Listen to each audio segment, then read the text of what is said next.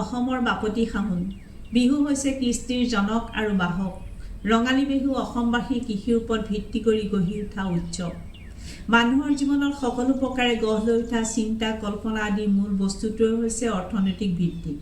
পথাৰৰ গছৰ তলৰ বিহু অৰ্থনৈতিক কাৰণতে ডাঙৰীয়া চোতাললৈ ঢাপলি মেলিলে এইদৰে বিহু স্বৰ্গদেউ পদূলি পাইগৈ গুম চিঙৰ চোলা পিন্ধি স্বৰ্গদেউ বাটচলে অহাৰ লগে লগে ঢুলিয়াই ঢোলেৰি কাণত স্বৰ্গদেউ দোলালৈ পাণোচ্ছল মনে গায়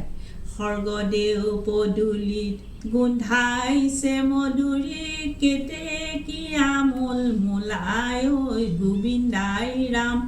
বুলি বিহুৱা বিভোৰ হৈ যায় বৰ্তমান বিজ্ঞানৰ যুগত আমাৰ বিহুৱে স্থান ল'লে